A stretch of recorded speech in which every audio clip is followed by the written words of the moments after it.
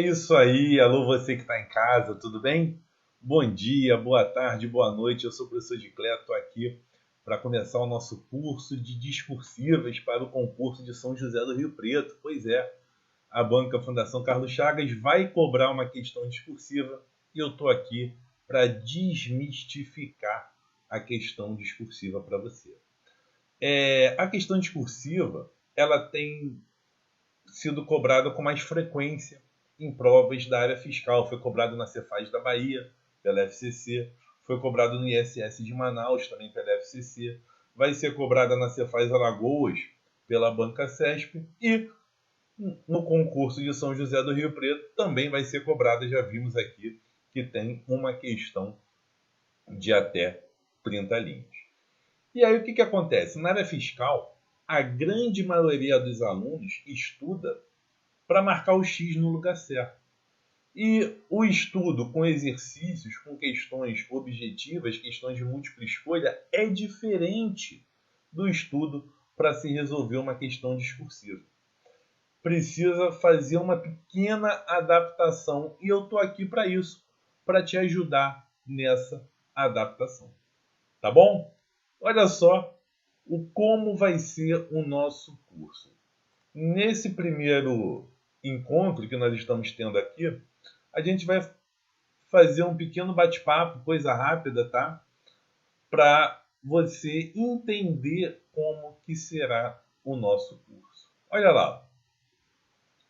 O que nós temos? Curso de discursivas para ISS de São José do Rio Preto. Primeiramente, tem uma apresentação para você me conhecer. Caso você ainda não me conheça, vai me conhecer agora. Teremos uma introdução. Vou explicar para vocês que este curso ele tem uma quantidade limitada de alunos. Por quê? Porque nós vamos ter questões discursivas corrigidas de forma individual. Então, para isso, eu tenho uma equipe de correção e essa equipe ela é limitada. Ela não consegue, por exemplo, corrigir 500 discursivas. Não dá. Então, a gente vai ter uma quantidade limitada de alunos. No item 4, eu vou falar das espécies de questões cobradas em provas discursivas da área fiscal e da área de controle também, que são áreas correlatas. E dentre essas espécies de questões, eu vou enquadrar qual é a questão que será cobrada no ISS de São José do Rio Preto. Qual é o tipo de questão, tá bom? Vamos, no item 5, abordar como vai ser a estrutura do curso. E, no item 6, vamos esclarecer algumas dúvidas que os alunos costumam ter a respeito de provas discursivas. Então, a nossa aula de hoje é somente isso, é um bate-papo para a gente desenvolver essa ideia a respeito da prova discursiva. Tá bom? Sobre a estrutura do curso, que está aqui no item 5, eu já vou te adiantar. Nós vamos ter, além dessa aula, mais 3. A segunda aula vai ter uma proposta para você treinar, mas não vai ter correção individual. Nas aulas 3 e 4, aí sim, teremos uma proposta para você resolver e em cada uma dessas aulas haverá uma correção individual e a operacionalização dessa correção vai ser explicada na respectiva aula. Tá ok?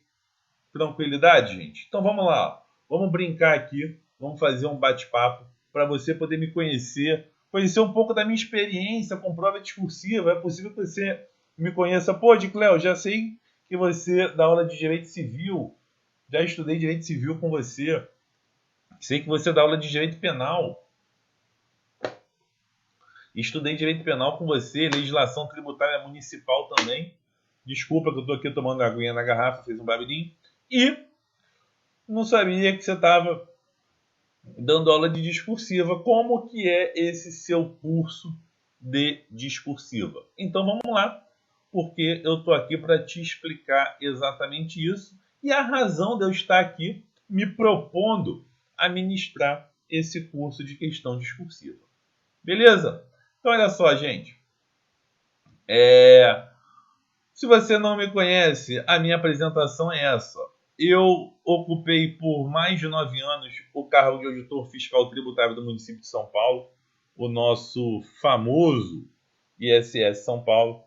Ao final de 2016, eu fui para o Tribunal de Contas do município do Rio de Janeiro ocupar o cargo de conselheiro substituto, tá?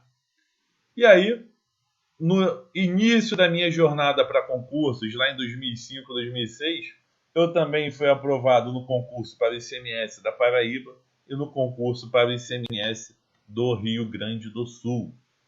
Na minha segunda jornada, além do Tribunal de Contas do município do Rio de Janeiro, eu também apareci na lista de aprovados do Tribunal de Contas do Estado do Amazonas. Então, esses foram os 5 concursos que eu fui aprovado. Tem vários outros que eu não fui aprovado, tá? Isso eu gosto de salientar, porque muita gente acha, o Dicler é conselheiro substituto, era também fiscal, passou em vários concursos. Sim, mas não passei em muitos outros. Ou seja, a jornada de concursos é uma jornada longa. É uma jornada que você tem que ter insistência, persistência, não pode desistir. Você precisa passar só em um. Você pode ficar reprovado em 10. Se você passar em um, tá bom. Você conseguiu o seu objetivo. Ou seja, você só precisa de uma vitória. Não importa a quantidade de derrotas que você tem. Tá? Dando sequência aqui, o que mais que eu tenho para falar para você? Já escrevi alguns livrinhos, ó. Isso na época ali, 2009, 2010, 2011, escrevi alguns livros de questões. Esses livros, após surgirem aí os sites de questões, caíram em desuso e aí eu optei por não atualizá-los, tá? Mas sobre a aprovação, eu tenho aqui uma imagem muito interessante. Eu gosto sempre de mostrar essa imagem para os meus alunos. Muita gente acha, meu Deus, é impossível passar no concurso. Não, não é impossível passar no concurso, tá? Eu nunca fui o primeiro aluno da classe, nunca. Eu era ali aquele aluno mediano que tirava 7,5, 8. Sempre fui esse aluno, nunca fui o aluno de só tirar 10, nunca. E consegui ser aprovado para conselheiro substituto, um cargo aí equiparado à magistratura, em segundo lugar. Um concurso que tinham 3 vagas, sendo que uma era para negros e índios e 2 na ampla concorrência. Então, eu consegui a segunda vaga na ampla concorrência. Ou seja, gente, eu, que era um aluno mediano, consegui ser aprovado em um concurso de alto nível em segundo lugar. Também fui aprovado no ICMS do Rio Grande do Sul em 6º lugar. E outras aprovações que eu tive em colocações não tão boas, mas foram aprovações. Você só precisa estar na lista dos aprovados e é possível, acredite, é possível, dá para chegar. Eu cheguei e tenho certeza que você também consegue chegar. Eu não sou melhor que você. Eu sou esforçado. Então seja também esforçado e persistente, que com certeza você vai atingir o seu objetivo. Tá bom? Dicler, entendi, já conheci um pouquinho dessa história, eu estou conhecendo agora, mas como que começou essa sua relação com as provas discursivas? Quando você fez prova para o ISS São Paulo, você teve prova discursiva? Não, não tive. Tá? Na minha primeira jornada para concursos, 2005, 2006, basicamente, os concursos que eu fiz para a área fiscal não tinham prova discursiva. Então, eu não fiz prova discursiva em 2005, 2006. Mas, na minha segunda jornada para concursos, em 2015, 2016, onde eu fiz prova para diversos tribunais de contas, TCM Rio, TCE Rio, TCE Paraná e TCE Amazonas, em todos eles eu tive que enfrentar provas discursivas. E aí, vamos acompanhar junto aqui a sequência da história, que você vai entender o porquê eu sei o que você está sentindo agora, tendo que prestar um concurso com prova discursiva se você nunca prestou, ou se prestou uma ou duas vezes, não tem experiência nisso. Olha só, a minha relação com prova discursiva começou em 2015, quando, após ter sido aprovado na primeira fase dos concursos para conselheiro substituto do TCE do Rio e para o TCM do Rio, eu percebi que nunca havia feito uma prova discursiva cujo conteúdo fosse um parecer, uma decisão ou estudos de caso. Gente, eu estava lá no ISS de São Paulo e resolvi que eu queria voltar para o Rio de Janeiro. Tá? Diante disso, os dois concursos que surgiram naquele ano de 2015 foram o TCE do Rio e o TCM do Rio. Cada concurso tinha 3 vagas, sendo que no TCM uma ainda era para negros e índios. Então, na verdade, tinha 3 no TCE e 2 no TCM. Eu tinha 5 vagas para concorrer. Era um concurso com 4 fases. Tinha prova objetiva, prova discursiva, prova oral e prova de título. E aí eu fui fazer a prova objetiva dos 2 concursos. Foram 2 domingos seguidos. O primeiro domingo foi do TCE e no segundo domingo foi do TCM.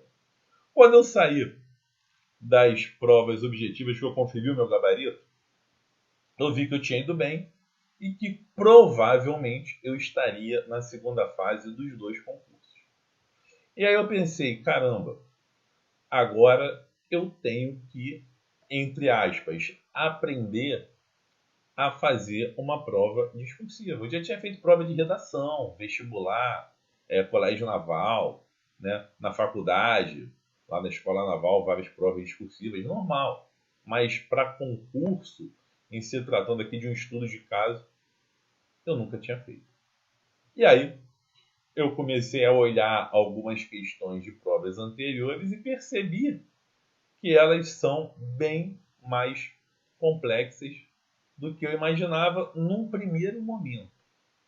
Depois eu vi que não era tão complexa assim, mas a primeira impressão que dá é que, caramba, são questões difíceis.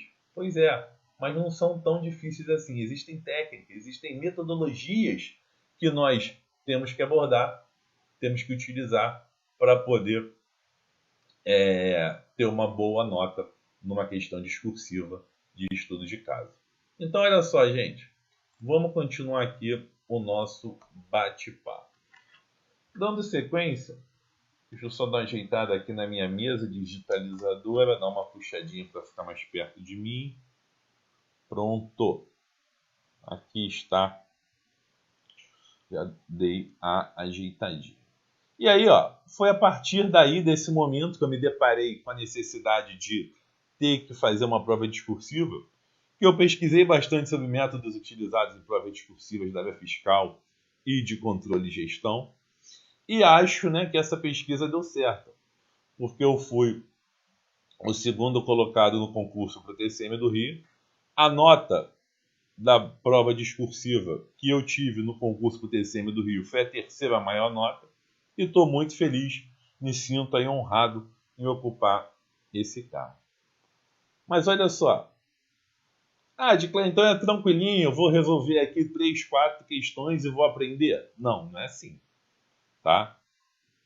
Antes de começarmos, eu sou obrigado a te dizer que não foi fácil. Foram muitas horas de estudo sobre métodos utilizados e principalmente muita prática. E isso aqui é importante, principalmente muita prática. Tem que praticar, tá? Tem que praticar. Em um prazo aí de 3 meses, eu treinei resolvendo mais de 100 questões de provas discursivas aplicadas em provas anteriores. Então, todo dia eram 2, 3 questões que eu treinava todo dia, até que você fica mais ou menos mecanizado, automatizado a resolver questão discursiva. Mas isso você só consegue com a prática, tá bom? Além do TCE do Rio e do TCM do Rio, eu realizei mais outros 2 concursos nessa minha segunda jornada, totalizando aí 4 concursos. O TCE do Rio e o TCM, você já sabe. A banca do TCE foi a FGV e do TCM foi a FCC, que é a banca do concurso de São José do Rio Preto. O TCE do Amazonas, a banca também foi a FCC. E o TCE do Paraná, que foi no início de 2016, a banca foi o SESP. Gente, em todos esses 4 concursos eu fui classificado para a segunda fase e em 3 deles eu consegui aumentar a nota da minha prova discursiva por meio de recurso. E aqui fica uma dica. É importante você fazer recurso. Recurso, em muitas situações, ele aumenta a nota. Eu consegui aumentar a minha nota no TCE Rio, no TCE Amazonas e no TCE Paraná. Eu só não consegui aumentar minha nota com recurso no TCM do Rio, porque minha nota já estava muito alta. E aí, quanto maior a nota, mais difícil, né, a possibilidade de conseguir um recurso aceito. Então, ó, bizu para você, hein? O recurso é como se fosse uma fase do concurso. Pensa que o recurso é a última fase, é a última coisa ali que você pode fazer, tá? E aí depois que eu assumi como conselheiro substituto, eu me dediquei a elaborar recursos para alunos. E foi elaborando recursos para alunos que eu consegui aprimorar e entender ainda mais o que a banca gosta, o que a banca deseja. Gente, olha só. Imagina que você analise 20 questões de 20 alunos diferentes, mas é a mesma questão. Então, você analisa 20 respostas de 20 alunos diferentes sobre a mesma questão. Você vê o que a banca deu de ponto, o que a banca tirou de ponto e começa a ver, começa a perceber, né, qual é o assunto, o item, o tópico, a abordagem que a banca gosta e que a banca não gosta.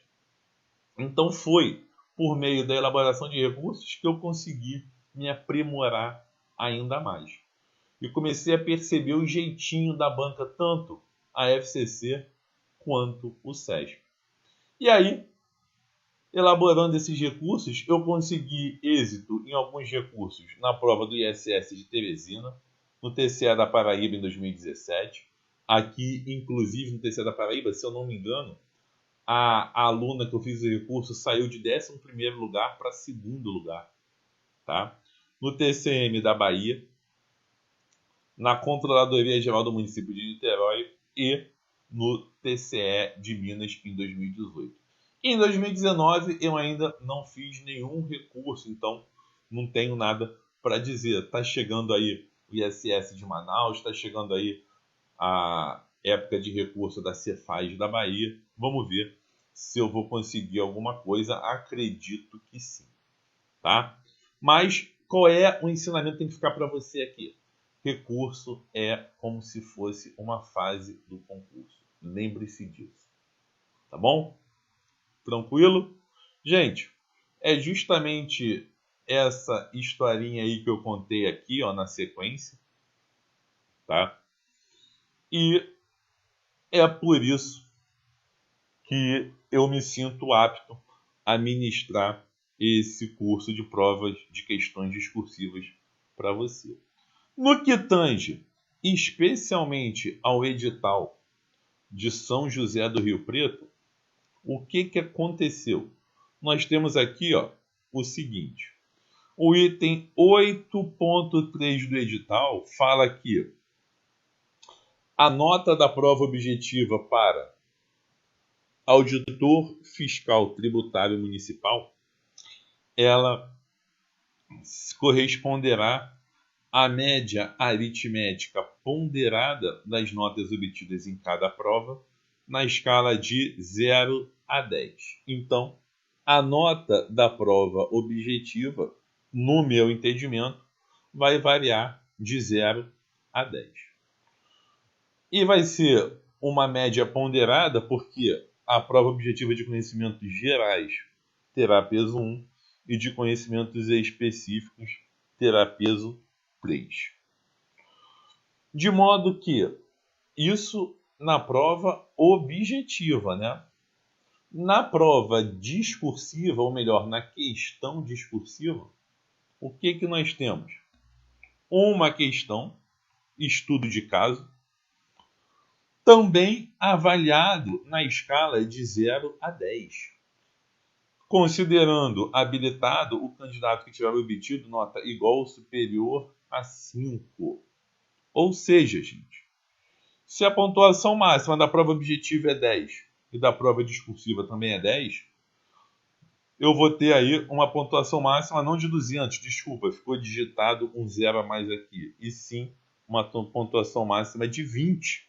Sendo que, no meu entendimento, caso você tenha um entendimento diferente, me avise, mas no meu entendimento, a prova discursiva vai valer metade do concurso. Ou seja, tem que ter atenção com a prova discursiva, tem que se dedicar.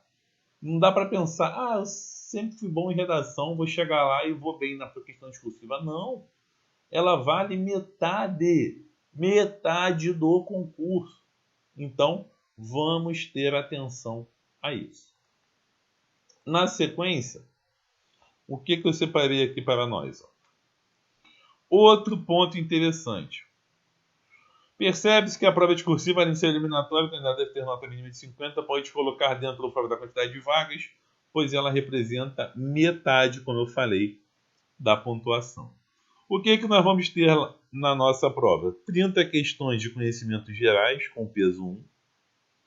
40 questões de conhecimentos específicos, com peso 3. Né? E prova discursiva, estudo de caso, uma questão. Para tudo isso, gente, um período de 5 horas. Para tudo isso, num período de 5 horas. Gente, eu vou te falar uma coisa. O tempo está apertado. Tá? O tempo está apertado. E aí, você pode pensar o seguinte. Você pode ter as seguintes indagações. Se você tem 5 horas para resolver 70 questões e um estudo de caso, o tempo é suficiente? Acho que sim, mas não está sobrando. Devo fazer rascunho? Acredito eu que não, mas a gente vai comentar mais sobre isso durante o nosso curso. Devo começar pelas questões objetivas ou pelo estudo de caso? Também vamos conversar sobre isso ao longo do nosso curso. O importante é manter a calma, tá? Mantendo a calma, você vai conseguir perceber o que a banca quer de você. E, obviamente, também estudar, se preparar para ter condições de perceber o que a banca quer. Dando sequência aqui no nosso bate-papo, pessoal. O item 9, ele menciona que a prova discursiva terá um estudo de caso. Por que eu estou repetindo aqui o item 9? Porque o item 9, todos os subitens do item 9 tratam da prova discursiva. E é importante nós analisarmos juntos todos esses subitens. Olha lá. A prova discursiva e estudo de caso para os cargos de agente fiscal de posturas e auditor fiscal tributário municipal será aplicado no mesmo dia e horário, já vimos isso. Naquele período ali de 5 horas, você vai ter que fazer as 70 questões e a prova discursiva. Vai ser um estudo de caso, né? Na forma do capítulo 8 desse edital para os candidatos mais bem classificados. Então, vai ter a correção no cargo de auditor fiscal tributário municipal de 200 pessoas. Os 200 melhores habilitados terão a prova discursiva corrigida. O item 9.3 nós já vimos, ela vai ser avaliada numa escala de 0 a 10. e tem que tirar 5 para não ficar eliminado.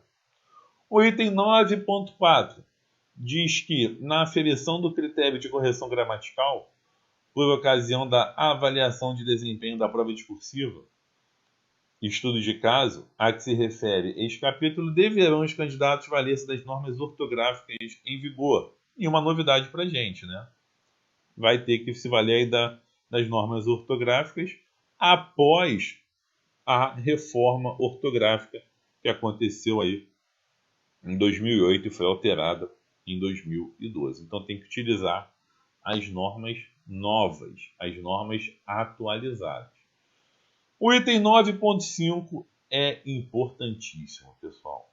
Isso aqui é importantíssimo. Quais são as situações que o candidato recebe nota 0? Olha só. Será atribuída nota 0 à prova discursiva nos seguintes casos. Primeiro, fugir ao tema proposto.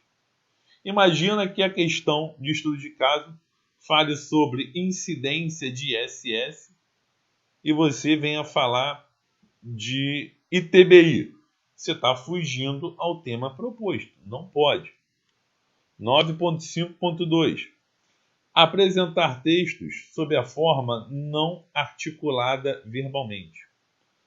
Apenas com desenhos, números e palavras soltas ou inversos, ou qualquer fragmento de texto escrito fora do local apropriado. Gente, muitas vezes o estudo de caso ele envolve contas. Tá? Nós vamos ter questões nesse perfil ao longo do nosso curso. Muitas vezes envolve conta. Pode ter, por exemplo, uma questão dizendo um caso, pedindo para que você calcule qual é o ISS incidente naquela situação, naquela operação. Ou uma questão pedindo para você calcular o ITBI também. Pode acontecer. O que é importante você saber? Não basta você colocar os números, você tem que explicar. Obviamente que você não vai precisar escrever todos os números por extenso. Não vai. Mas você vai ter que dizer qual é a metodologia que você está utilizando. Por exemplo, se você tiver que calcular o ISS, você vai ter que dizer que o ISS é um imposto ad valorem, calculado por meio da aplicação da alíquota em cima de uma base de cálculo. Base de cálculo essa que é o preço do serviço prestado. Dependendo do serviço, são possíveis algumas deduções. Se tiver alguma dedução na situação, você vai ter que explicar. E aí, depois que você explicar a metodologia, aí sim você coloca a conta. Tá? Agora, veja que aqui no item 9.5.2, o que vai receber nota 0 são textos apenas com desenhos, números e palavras soltas ou inversos. Apenas. Então, eu posso usar números para demonstrar a conta que eu fiz? Posso. Mas eu tenho que explicar a metodologia daquela conta. Eu não posso apenas colocar os números e querer que o examinador entenda o que eu estou fazendo. Tá? Se eu apenas colocar números, eu posso receber uma nota 0. E aí, depois de estudar pra caramba, receber uma nota 0 é algo que não é legal, né, gente? Tá bom?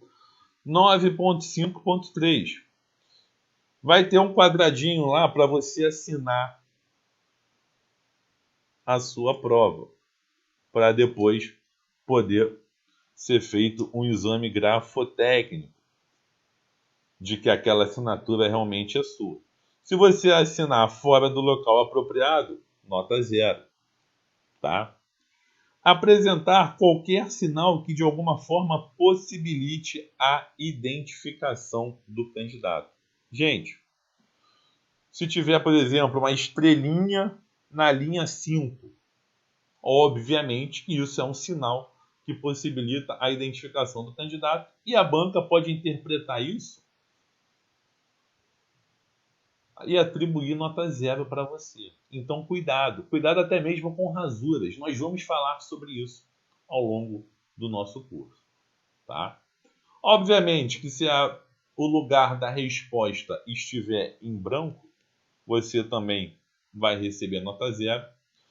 A letra, vamos falar sobre letra cursiva, letra de forma, mas independentemente de qual seja a letra que você use, ela tem que ser legível, ela tem que ser compreensível. Você pode receber nota 0 se a sua letra não estiver legível. Diclã, mas a minha letra é muito ruim. O que eu faço? Pratique.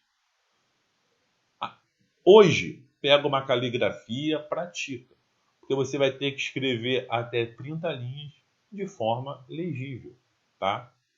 Mas aí eu começo a escrever muito rápido, a caligrafia fica ruim. Então, escreva mais devagar para a caligrafia ficar melhor e o que você escrever ficar legível. Tranquilo, gente? Item 9.6.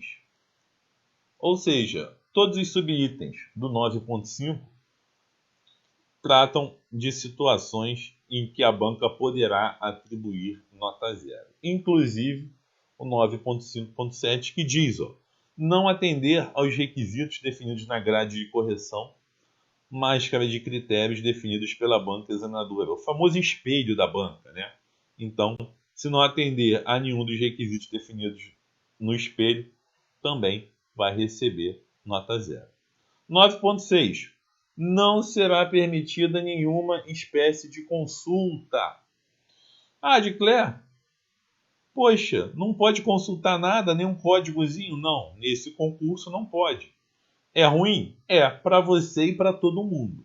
Então, vamos treinar questões discursivas sem consultar. É importante que quando você esteja treinando aí na sua casa, você não consulte. Vamos treinar simulando as condições que nós teremos no dia da prova. Tá? Não consulte em casa quando você estiver treinando com as questões aqui do nosso curso.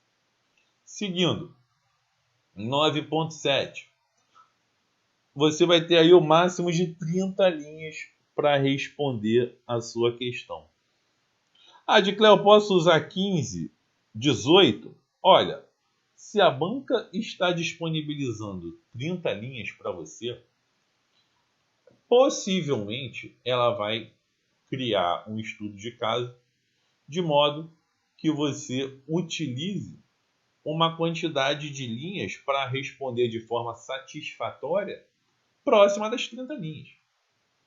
Então, você pode usar 15, 18, vai perder ponto por causa disso? Pela quantidade de linhas, não.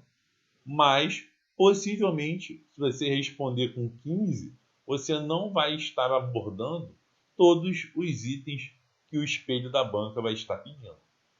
Tá? Então, o que acontece? Quando você faz um rascunho e passa limpo, normalmente a quantidade de linhas diminui. Tá? Então, faça ali o seu rascunho com cerca de 30 linhas. Porque quando você passar a limpo, se for o caso de não fazer direto, você vai acabar usando 27, 28 linhas. Vai dar uma reduzidinha. Mas a gente vai falar mais sobre isso ao longo do nosso curso. 9.8. A folha para rascunho no caderno de provas é de preenchimento facultativo. Então, no dia da prova, você vai ter duas folhas. Uma folha de rascunho e uma folha de resposta definitiva. Tá? Na folha de rascunho, você pode escrever o que você quiser. Na folha de rascunho, você pode escrever que você gosta do Flamengo, que você gosta do Corinthians, que você gosta do São Paulo. Na folha de rascunho, você pode escrever que você gosta de filme de comédia. Nada disso será levado em consideração na correção da prova discursiva. Inclusive, ó, ela é de preenchimento facultativo. A banca só vai levar em consideração o que tiver na folha de respostas definitiva, tá? Ah, mas eu coloquei o ponto tal, estava na minha folha de rascunhos. A banca não pode considerar? Não. A banca não vai considerar nada que esteja na sua folha de rascunho. 9.9.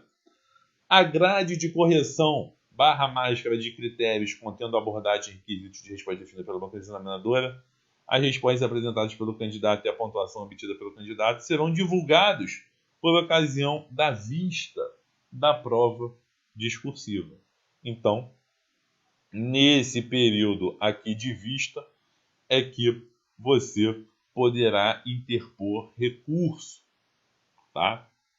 O candidato não habilitado, ou seja, ficou com menos de 5 na prova discursiva, ou então que ficou fora da classificação dos 200 primeiros, ele vai ser excluído do concurso. E aí, na publicação do resultado, vai ter apenas os candidatos habilitados. Tá? Os candidatos habilitados. O que vai acontecer? A banca vai pegar os 200 primeiros, vai corrigir a discursiva desses 200 primeiros. Alguns vão estar eliminados.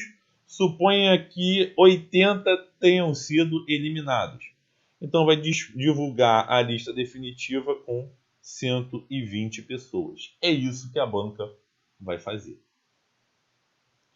E aí entra um ponto interessante, pessoal. Olha só. A banca, ela não disse no edital quais são as disciplinas que podem ser cobradas no estudo de caso. Não disse. Mas nós temos que balizar o nosso estudo, nós temos que delimitar o nosso estudo. De modo que, no nosso curso, nós não teremos estudo de caso de direito civil. Apesar de cair no concurso, nós não teremos direito civil. Por quê? Porque a probabilidade de, em um concurso de auditor fiscal, a banca exigir um estudo de caso em direito civil, sendo que ela tem apenas um estudo de caso para propor, é mínimo. Onde que vai girar o nosso estudo de caso? O foco principal: direito tributário e legislação tributária municipal. É isso. Tá? Direito tributário e legislação tributária municipal. Só que, com base na experiência que eu tive pelos últimos concursos realizados para a área fiscal, em especial fiscos municipais, ISS Teresina, São Luís e Manaus, eu estou gravando esse vídeo aqui no dia 5 de agosto de manhã cedo, antes de ir para o trabalho. E aí, ontem, no dia 4, acabou de acontecer a prova discursiva do ISS de Manaus.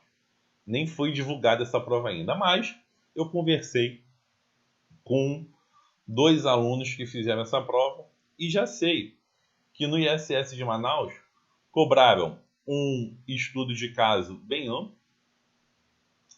teve questão de legislação tributária, de TBI, e teve uma questão que misturou AFO com direito administrativo.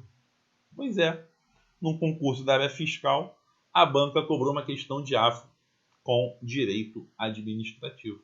Uma questão, porque nesse concurso nós tínhamos um estudo de caso, que foi uma consulta interessante, e 2 questões. A partir do momento que no concurso de São José do Rio Preto nós temos apenas uma questão, o exemplo é o que aconteceu na Cefaz da Bahia, onde a questão de estudo de caso na Cefaz da Bahia, apesar de ter sido um concurso de fisco estadual, cobrou a lógica. Foi uma questão sobre ICMS, que é o principal tributo estadual. Acredito eu que a nossa questão vai ser sobre ISS. Acredito eu. Mas, na prova, por exemplo, de Teresina e de São Luís, a FCC cobrou questão sobre contribuição de melhoria. Cobrou questão sobre COSIP, contribuição para o custeio de serviços de iluminação pública. Tá? Ou seja, nós vamos trabalhar todos os tributos. Na prova de técnico fazendário do ISS de Manaus, eram 2 questões discursivas de estudo de caso. Teve para auditor e para técnico no ISS de Manaus. Dessas 2 questões, uma foi sobre ISS e a outra sobre contabilidade pública, né? Um pouco ali de AFO, contabilidade pública, que aqui em São José do Rio Preto está como finanças públicas. Então, pessoal, olha só o que nós vamos estudar. O foco vai ser direito tributário e legislação tributária. Vai ser o carro-chefe aqui do nosso curso. Tá? Mas, vamos ter questão de contabilidade? Vamos, eu vou colocar aí 1 ou 2 questões de contabilidade ao longo do nosso curso. Vamos ter questões sobre finanças públicas, lei de responsabilidade fiscal e por aí vai? Sim, vamos ter questões sobre finanças públicas. E digo mais, não escrevi aqui, mas vou trazer também questão sobre direito administrativo, tá? Vou trazer também umas 2 questõezinhas sobre direito administrativo. Então, esse vai ser o enfoque do nosso curso. Eu diria o seguinte, ó, aproximadamente 60% a 70% do nosso curso, as questões serão sobre direito tributário e legislação tributária. 30% a 40% do nosso curso vai envolver as outras disciplinas, contabilidade, finanças públicas e administrativo, para você não ser pego de surpresa, porque a banca ela pode inventar, tá? A banca pode inventar. Chiclé, então eu preciso ter uma base de legislação tributária para poder resolver as questões discursivas? Sim, precisa. Começa a estudar legislação tributária para ontem.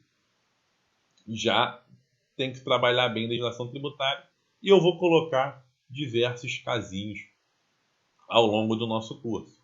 Nós não temos muitas questões da FCC discursivas em provas da área fiscal.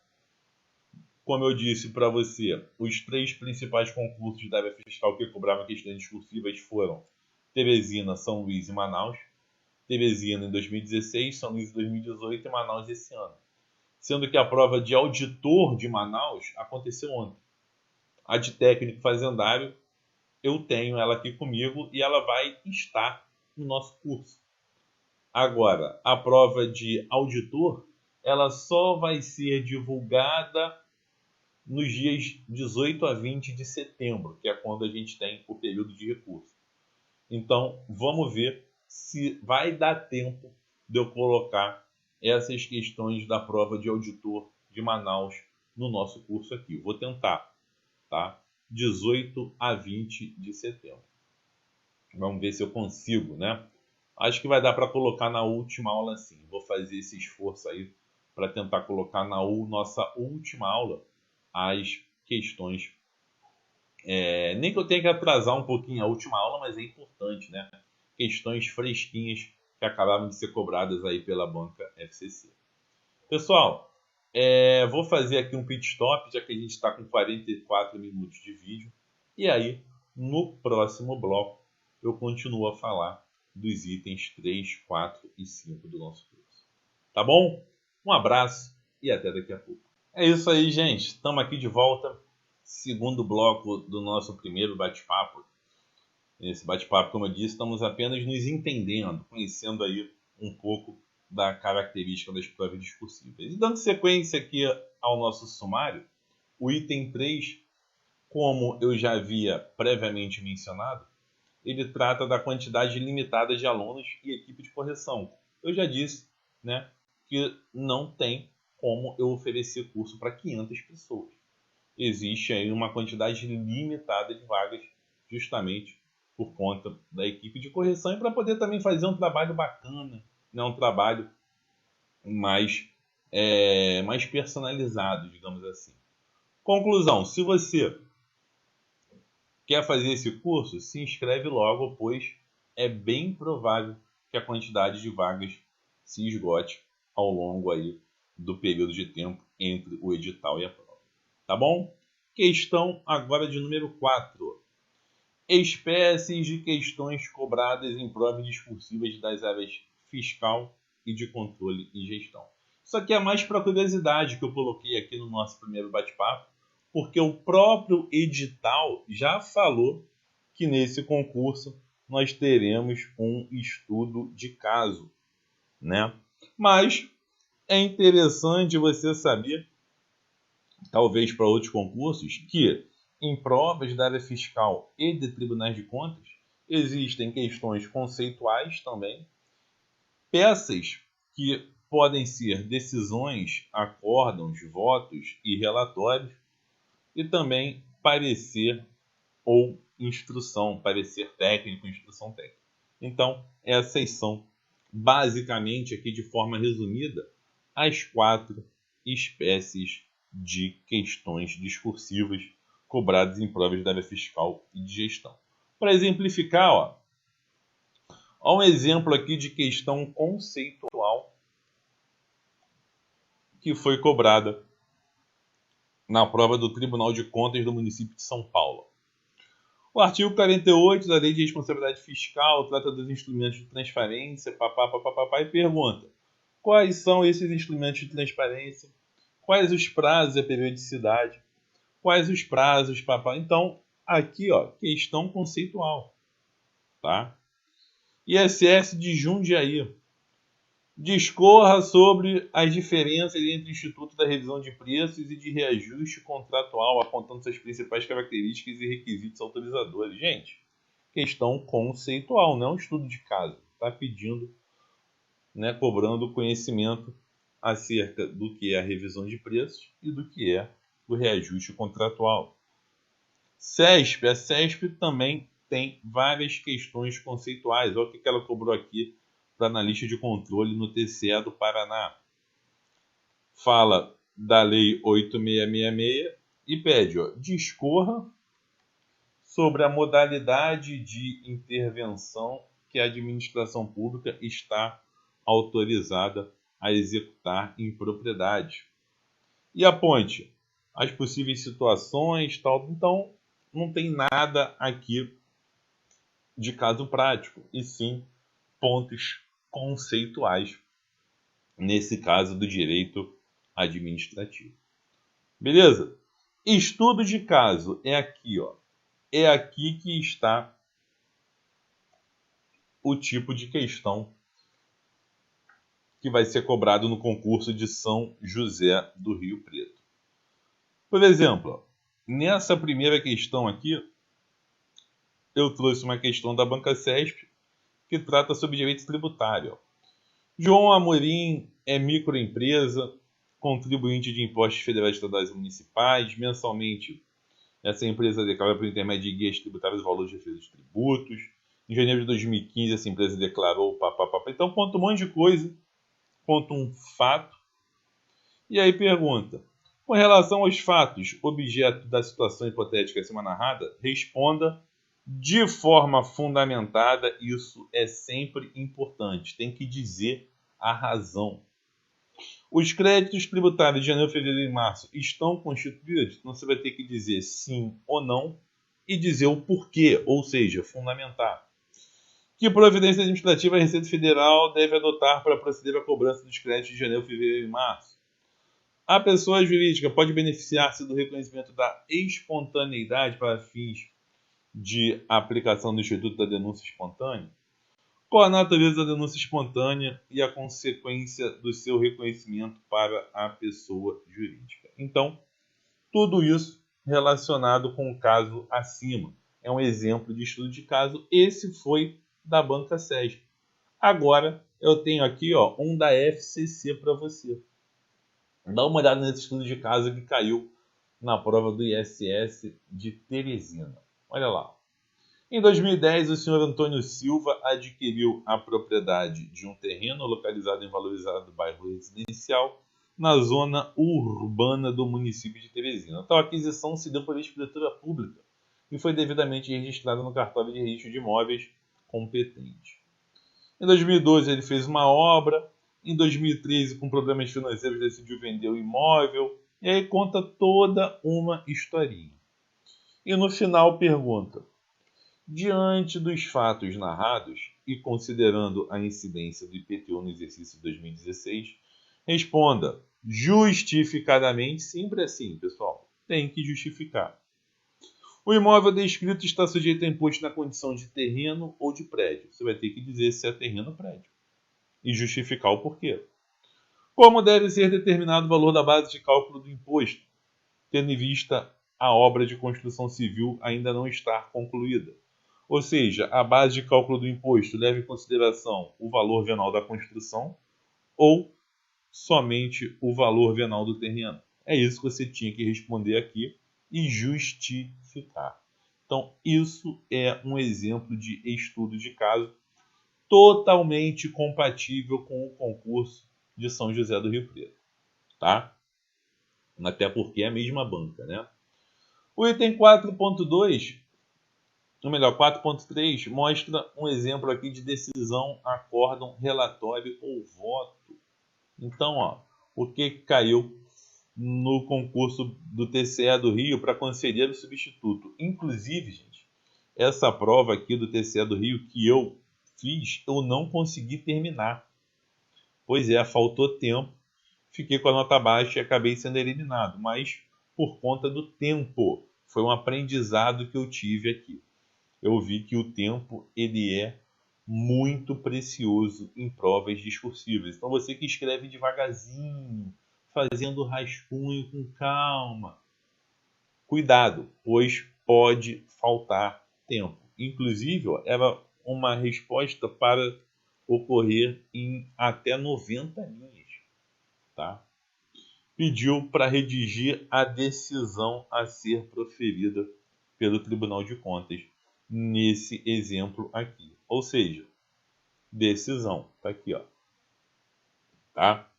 A DICLEA FCC também faz? Também faz. Fez no concurso do ISS Teresina, mas não vai fazer, de acordo com o edital, no concurso de São José do Rio Preto. Nesse concurso aqui de Teresina, o contribuinte, ó, João da Silva, ele pediu uma isenção de IPTU. E aí, o que a questão dizia? Diante do acima narrado e com base nas regras isencionais do IPTU, consistente do Código Tributário do município de Teresina, você, na qualidade de autoridade administrativa competente para análise de decisão do pedido formulado pelo contribuinte, deverá analisar o referido pedido e proferir uma decisão fundamentada sobre a procedência ou não desse pedido. Olha que legal. Interessante, né? Essa decisão tem que ter um relatório, as razões de decidir, os fundamentos, e a parte dispositiva, que é o fato de dizer se o pedido de isenção é procedente ou improcedente. Existe uma forma a ser observada na decisão, como ela não está sendo cobrada no concurso de São José do Rio Preto, eu não preciso explicar para você. O parecer ou instrução nada mais é do que aí a opinião emitida por um especialista. Não acho que vai ser cobrado parecer ou instrução no concurso de São José do Rio Preto, tendo em vista que a banca FCC já foi bem explícita, falando que se trata de um estudo de caso. Aqui, ó, eu tenho um exemplo de parecer ou instrução cobrado no TCU, no concurso de auditor federal de controle externo, lá no TCU.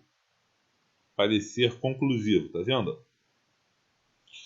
E, como você já sabe, nós teremos um estudo de caso no concurso de São José do Rio Preto.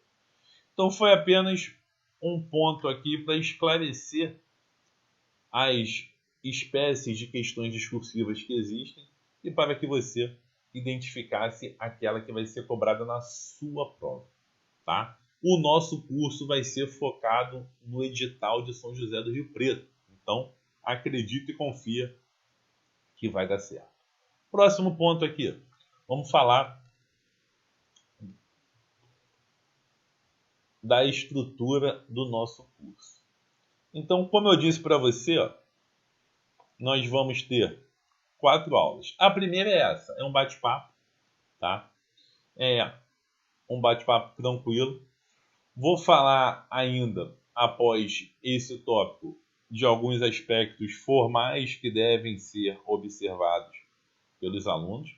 Então, esses aspectos formais, essa aula 1, ela é imediata. Você já está vendo agora, então ela é imediata. O que vai acontecer? A aula 2, nós vamos ter aqui, ó, análise de várias questões aplicadas pela banca FCC. Vamos fazer essa análise. Se eu não me engano, serão 6 ou 7 questões. E ao final da aula, eu vou fazer a proposta de um tema sem correção individual, só para você treinar, tá bom?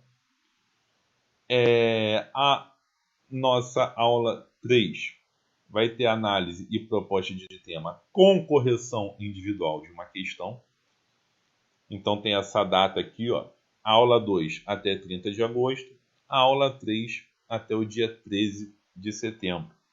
Só que, deixa eu fazer um aviso, gente. O que acontece? Normalmente, a lógica é eu preparar primeiro esse PDF que está aqui atrás de mim, tá? E depois de gravar o vídeo sobre ele. O que eu costumo fazer, e você já fica ciente disso? É comum assim que eu terminar o PDF, eu já jogo no site. Para quem tiver curiosidade, poder já dar uma olhada por alto. Só que isso não exclui a necessidade de você ter que assistir o vídeo depois. O nosso curso é em vídeo mais PDF. Então, se você acessar o nosso site e se deparar com o PDF sem o vídeo, é porque está nesse período de tempo em que eu vou estar gravando o vídeo. Então, é possível que eu coloque o PDF e o vídeo seja disponibilizado somente 2, 3 dias depois. É o tempo de eu gravar o vídeo e o vídeo ser editado pela equipe aqui do site, tá bom? Essas datas são datas limites. Eu vou tentar antecipar cada uma dessas aulas, com exceção da aula de número 4. Né? A aula 4 aqui, ó. Espera aí o que eu fiz. A aula 4 não vai dar para antecipar. Pô, Diclé, dia 27, por que não vai dar para antecipar a aula 4? Porque eu preciso esperar que a FCC divulgue o gabarito definitivo e as questões cobradas ontem no ISS de Manaus. Quando que isso vai ser divulgado pela FCC? Está anotado aqui no meu quadrinho, aqui do lado. 18 a 20 de setembro é o prazo de recursos para a prova do ISS de Manaus. Então, essas questões serão liberadas apenas no dia 18 de setembro. Eu vou ter aí aproximadamente 9 dias para poder colocá-la no nosso curso, né?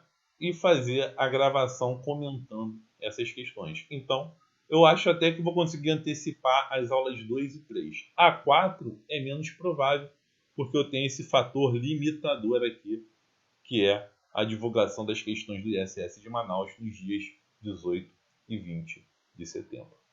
Tá? Nessas aulas 3 e 4, nós teremos correções individuais da sua resposta. E aí, nas respectivas aulas, eu vou informar para você a metodologia que você deverá utilizar para enviar a sua resposta para a minha equipe de correção.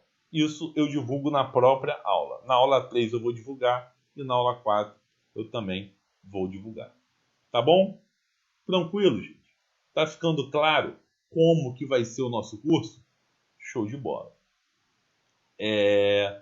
Como eu disse, ó, isso aqui é importantíssimo.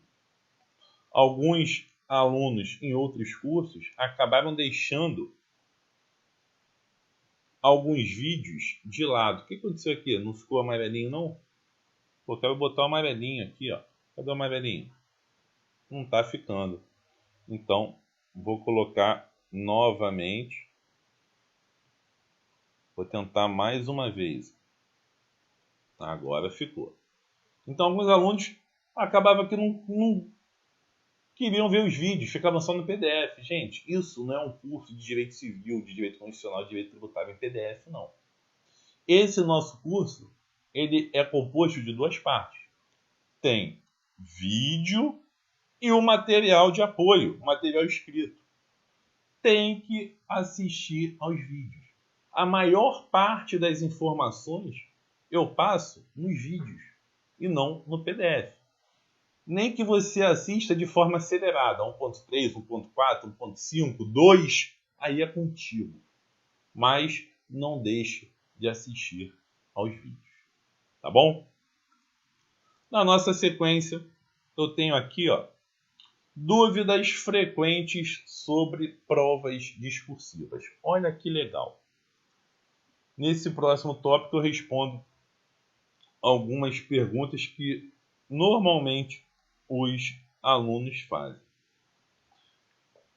Primeiro, ó, posso fazer rasuras na minha prova? Gente, você viu comigo que o edital disse que se você fizer marcas na prova, poderá ser atribuída nota 0 a você. Então, cuidado com marcas na prova. Rasura é permitido? Sim, rasura é permitido, mas existe uma metodologia a ser utilizada. Olha só. Veja, nesse exemplo, eu tenho um exemplo de rasura que é permitido. No que a pessoa escreveu tange meio errado. Aqui no finalzinho, ó, ficou errado, tá vendo? Então, o que ela fez? Ela passou um traço simples e escreveu tange novamente. Perfeito. É assim que precisa ser feito. Estimativa, ela também, aqui ó, a parte do I e do V ficou estranha. O que essa pessoa fez? Passou um traço e escreveu estimativa novamente. Perfeito. É assim que tem que ser feito, tá? Ó, a metodologia do BSC envolve. Aí ela escreveu 4, não escreveu o R do 4. O que ela fez? Passou um traço e escreveu 4 novamente. Tá perfeito. É assim que tem que ser feito. Ou seja, havendo a necessidade de rasurar, faça um traço simples de ponta a ponta na palavra, tá? Inclusive, pessoal, na minha prova do TCM-RJ, do Tribunal de Contas aqui do município, teve uma questão, foi uma questão até de contabilidade, que eu risquei a linha de ponta a ponta, 4 linhas. Eu peguei e fiz isso. Risquei 4 linhas na sequência, porque eu tinha começado a questão errada. E comecei novamente a questão a partir da linha 5.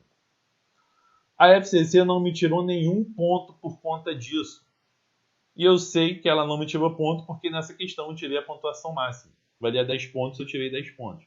Ou seja, pessoal, um traço simples é a forma correta de se rasurar a questão. Erros acontecem, é natural, tá? É natural. Agora, o que não se pode fazer? Isso aqui, ó. Isso aqui não pode fazer, gente. Pelo amor de Deus.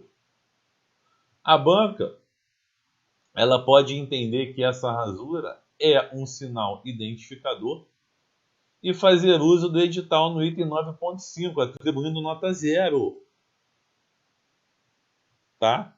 No concurso de São José do Rio Preto, banca FCC não pode rasurar dessa forma. Aqui, ó, fez um X aqui, tá vendo? Também pode ser um sinal identificador. Cuidado! Quer rasurar? Faça um traço simples. E aí depois escreve novamente a palavra que você achou que não ficou correta. Tá ok? O que acontece se ultrapassar as bordas? Nós vimos que, se não for respeitado o espaço destinado à resposta, a banca pode atribuir nota 0. O item não é esse 11.7, não, é 9 ponto alguma coisa. Está errado o número desse item aqui. Mas a banca pode atribuir nota 0. Ou seja, dá uma olhadinha aqui, ó. Nesse ponto, tá vendo? Nesse ponto, o aluno, ó, ou a aluna, ou o candidato ou a candidata, ele passou da margem. Não pode passar da margem. O examinador pode, em razão disso, atribuir nota 0. Então, pessoal, olha só. Está chegando próximo do fim da linha? Fica esperto. Tenha cuidado, tenha cautela. Seja prudente, tenha precaução. Isso é a prova que pode mudar a sua vida. Se você não tiver cuidado, não tiver cautela com a prova que pode mudar a sua vida, você vai ter cautela com mais o quê? Então, vamos ter atenção. Está chegando próximo? Fica atento para poder, se precisar, quebrar a palavra na sílaba certa, fazer o tracinho, o hífen, tá? E passar para a próxima linha. Adcler, como é que eu faço essa quebra, esse hífen? Pessoal, veja aqui o seguinte, ó. Operacional, tá vendo aqui na linha 2? OP, tracinho, racional. Maravilha. Fez a separação correta. Agora, essa linha aqui embaixo, tipo um sublinhado, tá vendo? Essa linha não pode. Não se separa sílaba com sublinhado, com underline. Se separa com hífen. Então fica ligado nisso. Olha só, se você digitar um e-mail e ao invés de hífen colocar sublinhado, o e-mail vai chegar? Não, não vai chegar. Então hífen não é sublinhado, não é underline. Para separar a sílaba tem que usar o quê? Tem que usar hífen. Beleza? Seguindo. Devo lá usar letra cursiva ou posso usar letra de forma? Pessoal, muita gente escreve com letra cursiva, é a grande maioria, mas existe um pequeno grupo de pessoas que escreve com letra de forma. Todas com o padrão maiúsculo, e essa pessoa não sabe escrever com letra cursiva. O que ela faz? Vai usar a letra de forma. Problema nenhum. O edital de São José do Rio Preto não faz qualquer menção sobre a utilização de letra cursiva ou de forma. Então, acredito não haver problemas caso você utilize a segunda hipótese. Agora, sendo cursiva ou sendo letra de forma, ela tem que estar legível. Pois, se ela estiver ilegível, a banca pode atribuir nota 0, você já sabe. Olha um exemplo aqui de redação, ó, em que a letra está legível. Enquanto as hipóteses de inexigibilidade são exemplificativas, devido à dificuldade de se prever todas as ocasiões em que a competição não é viável, As hipóteses de dispensa são taxativas. Perfeito, gente. Show de bola. Tá? Agora, um exemplo de letra de forma que está legível. De acordo com o Código Tributário Municipal de São Luís, as obras 1 e 2 dão ensejo à contribuição de melhoria por serem obras realizadas com dispêndio de recursos. Fez a rasura correta aqui, mas está legível. E, para diferenciar maiúscula de minúscula, esse candidato colocou sempre a letra maiúscula maior, né? Iniciando aqui, maior. Excelente, gente. Tranquilo. Não há problemas quanto a esse tipo de letra. Não é comum as bancas descontarem pontos por causa disso. Mas, sendo a sua opção qual for, cursiva ou de forma, é importante que a sua escrita esteja legível. Caso contrário, pode tomar nota 0. Um exemplo aqui, Tá vendo? Não dá para entender muito bem o que está sendo escrito, não. Nesse concurso, não era atribuída nota 0, mas foi uma prova que eu analisei para elaboração de recurso e que o examinador tirou ponto por conta dessa grafia que não está legível. Tá bem complicado, tem que fazer um esforço para entender o que está sendo escrito. E aí, gente, olha só, pensa comigo. Pessoal, o examinador, ou pelo menos aquele que vai corrigir a sua prova, ele vai corrigir 200 provas. Ele vai corrigir a prova dos 200 primeiros no concurso de São José do Rio Preto. E aí, o que você pensa? Você tem que ajudar ele a ter boa vontade com você. Ele já está de saco cheio de corrigir prova. Ele já corrigiu 180 provas. A sua prova é a 181ª prova que ele vai corrigir. Você acha que esse examinador, esse corretor de prova discursiva, ele está de boa vontade? Já está de saco cheio. Então, se ele se depara com uma prova mal escrita, com uma prova em que o desencadeamento de ideias não está tão óbvio, tão sequencial, é comum, é normal que ele já fique de má vontade. E aí já chega com a caneta na mão, cortando ponto.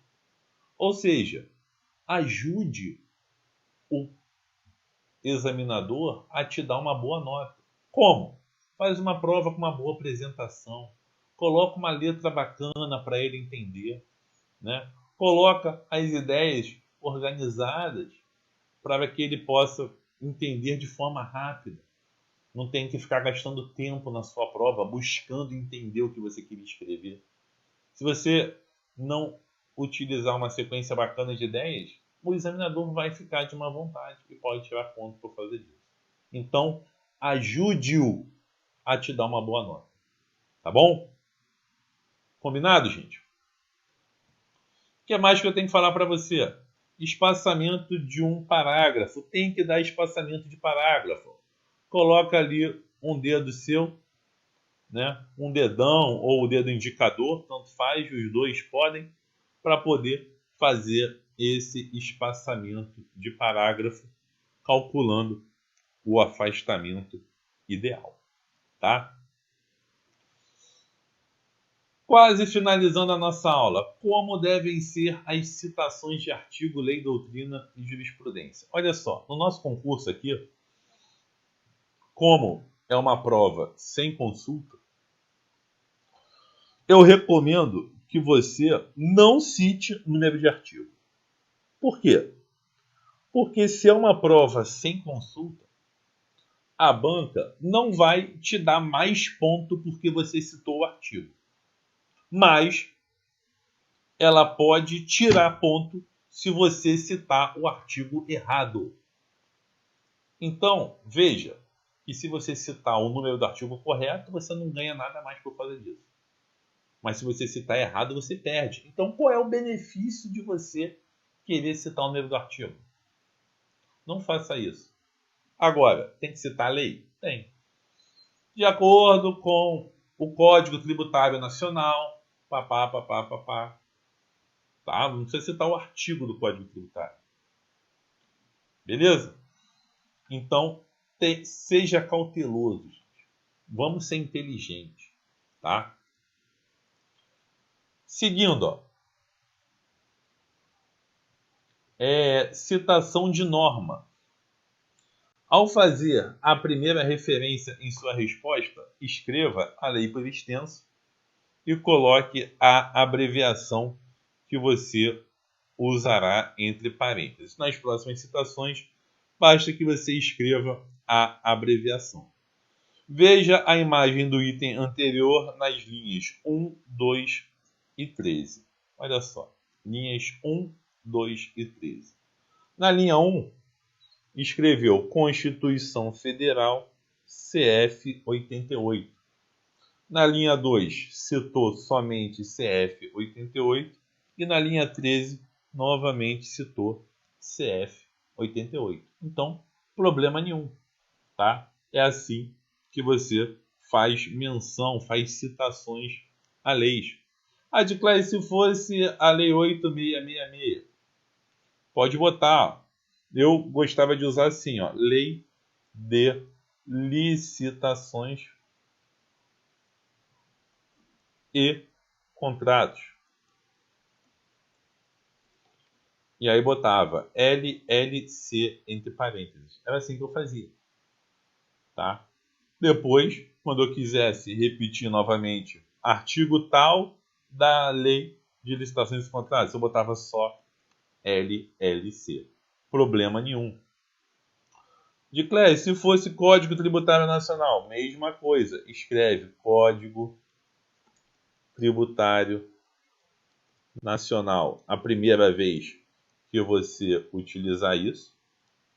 E depois, entre parênteses, CTN. Quando você fizer uma segunda menção ao Código Tributário Nacional, pode escrever só CTN. Beleza, gente? Sobre doutrinas. Pessoal, em prova de estudo de caso, não há a necessidade de citar doutrinas.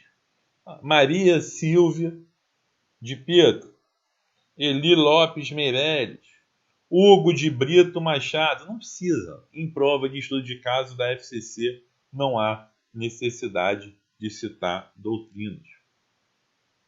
No que tange a jurisprudências, aí é importante o ponto relacionado às súmulas do STF e do STJ. Não é raro elas serem cobradas pela FCC em concursos para tribunais de contas e também em concursos da área fiscal. Tá?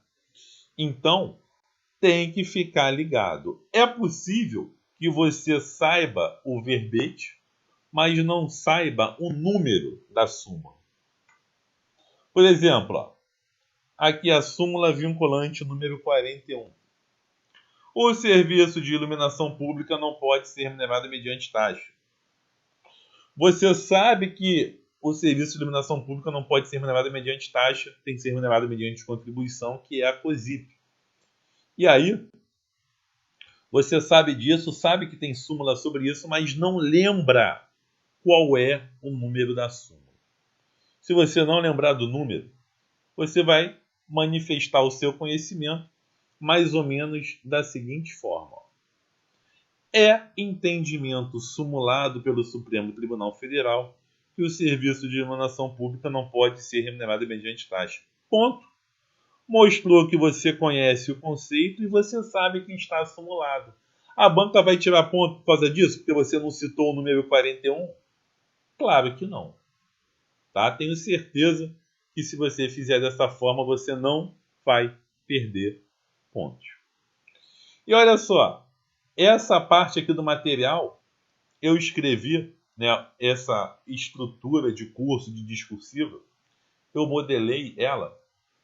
Eu estava durante o carnaval, foi no início desse ano que eu modelei essa estrutura, e agora estou utilizando essa estrutura modelada nos diversos cursos de discursivas, sempre adaptada e focada ao edital do concurso. Então, ó, deixa eu tomar aqui minha aguinha, molhando a garganta. Como eu estava escrevendo essa aula no carnaval, essa parte aqui da aula foi no carnaval, olha o que eu pensei. Eu estava animado, eu estava empolgado com o carnaval. A nossa prova discursiva, ela é como se fosse o desfile de uma escola de samba. Aqui no Rio de Janeiro, né, lá na Marquês de Sapucaí, São Paulo também tem. Então, como é que funciona? A sua nota começa com 10. E aí, a banca vai vendo se você cumpriu os quesitos. Tal. Opa, esse quesito não cumpriu. Desconta tantos pontos. Esse quesito não cumpriu. Desconta tantos pontos.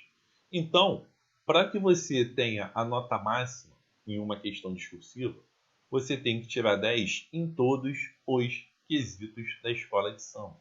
É assim que funciona uma prova discursiva. É igual uma escola de samba que desfila no carnaval.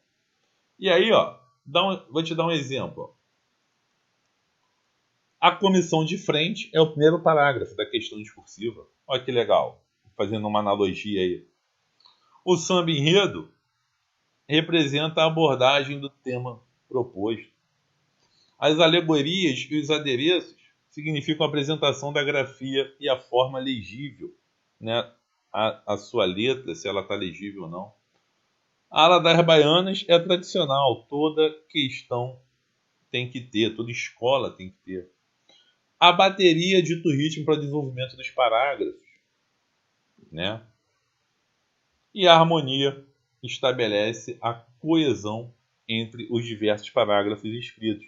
Então, aqueles elementos de coesão conectivos, que são entretanto, todavia, sendo assim, esses elementos de coesão vão tornar a leitura, né, a escrita mais harmoniosa. Então, gente, mesmo que você não goste de carnaval, diga que eu não gosto de carnaval. Tudo bem, mas faça a sua redação como se fosse um desfile de escola de carnaval. Tente fazer a sua redação, a sua questão discursiva, tecnicamente perfeita. Tá? Porque se a banca não descontar pontos, você vai ter a nota máxima. E é esse o nosso objetivo aqui. Legal, gente? Bacana? Pessoal, essa nossa primeira aula termina por aqui, tá? Espero que você tenha gostado. Espero que você confie no trabalho que eu vou fazer junto com a minha equipe de correção. Tenha certeza que a gente vai buscar proporcionar a você o melhor curso de discursivas possível. Tá bom? Bons estudos. Continue firme aí, acredite. Um abraço.